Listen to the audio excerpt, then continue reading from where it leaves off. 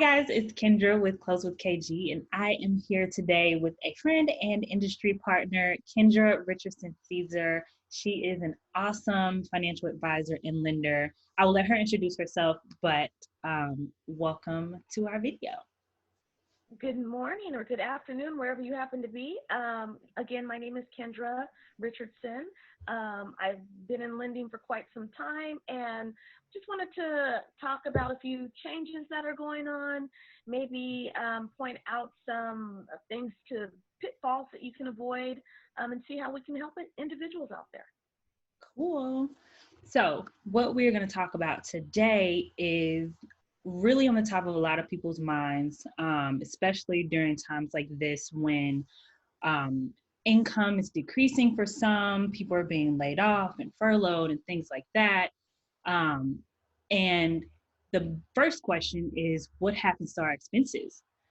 Biggest expense for most people is where you live, your dwelling, your rent or mortgage. And so what we're going to talk about is how you can kind of defer some of those costs, but also protect yourself to make sure that you don't end up in a bad situation later.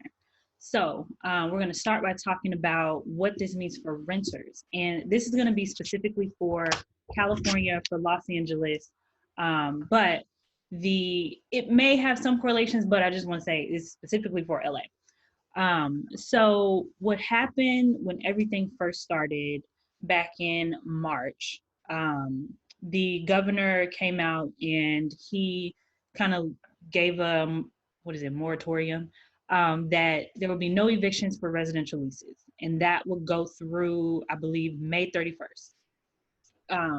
And that is for renters who have their income impacted by COVID-19. You also have to have documentation of this, and what you'll notice throughout this entire video is documentation is the key to protecting yourself and not ending up in hot water later. So what he said was that, like I said, no evictions until May 31st. That does not mean that the rent is forgiven. That just means you don't have to pay it right now.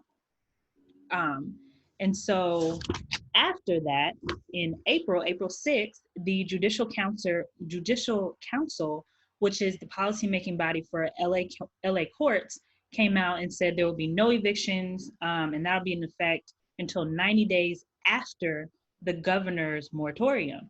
And so that will apply to all real estate. There will be no unlawful detainers, so you cannot get evicted. And that takes us into August. So that was kind of the framework that we were given as of April 6th. Now, what I was saying about documenting things and making sure that you have everything in writing, the California Association of Realtors put out a few forms.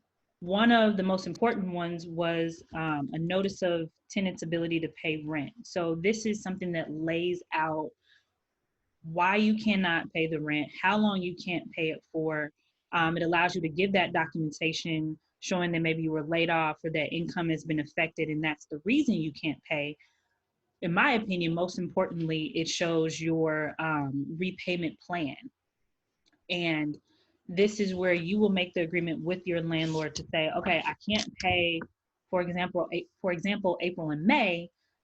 Come June, that doesn't mean April, May, and June is due. If this is what your agreement says, for example, you could break those 2 months that you deferred up into maybe like 6 months. So you have a little bit of time to pay it off versus having a huge payment right after that deferment ends. And so what this does, it just starts the conversation with your landlord, which is one of the other biggest pieces of advice here. Keep the communication open with your landlord and let them know what's going on so that nothing comes as a surprise later.